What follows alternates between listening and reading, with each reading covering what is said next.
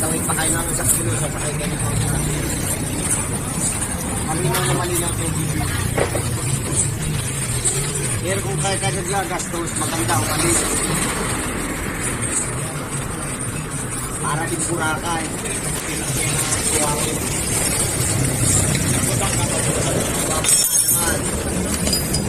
Maganda naman ang dagat. Malinis.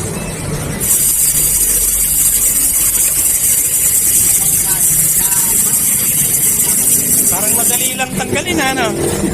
Ha? Tanggal lang, madali. Pagbalik, mahirap. Hindi rin, madali lang. Ha? Madali lang? Madali lang po. Mga sniper, right there.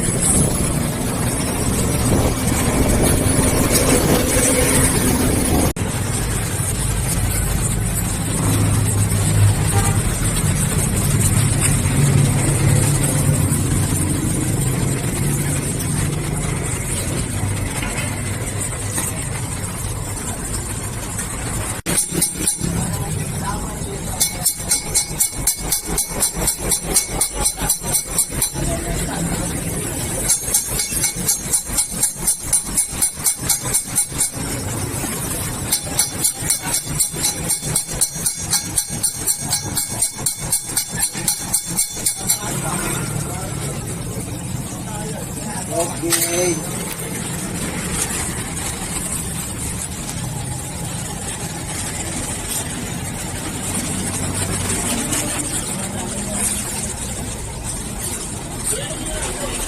Ilang oras yan, sir? Mga ilang oras yan, sir? Ano po? Yang pag sinalang na ganyan.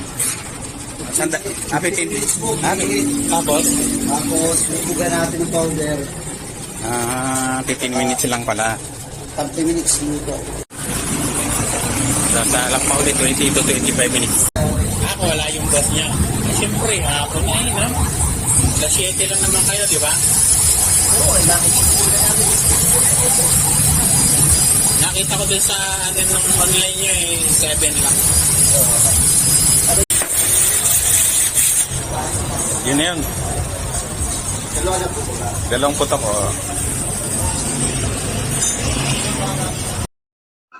So, mga sir, ito na yung finished product ng ating pinaghirapan pagkakatapos ng pagpapagawa. Ito na yung result. Kailangan paliguan natin siya para maiwasan natin yung mga pagkasira natin mga bearings. Kasi minsan yung mga ating mga mekaniko kung ano yung mga nahawakan nila mga soluble o mga klaseng mga chemical. Halimbawa na lang ay yung brake fluid. So kapag hindi natin sila na monitor,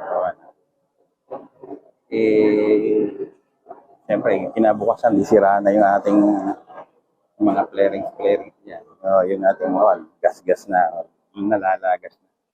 Siguro i-monitor natin sila hugasan natin para saka yung pagkakatanggal at saka pagkakabit ng mga parts. Siguro dapat tingnan din natin kasi sa pagod ng mga yan, sa dami ng kanilang ginagawa, nawawala na sa kanila yung bang sabing warranty o guarantee ng trabaho. So para maiwasan natin yung mga bagay na gano'n, siguro maging aware tayo sa atin. So total ginastusan na rin naman natin to. Siguro, hindi naman siguro masama na pag-ingatan na rin natin. Diba mga sir? Ngayon kung salamat ng marami sana. Sana may napulot kayo na kahit konting hint, di man lang dito sa ating maiksing video. Salamat ng marami. Ganun.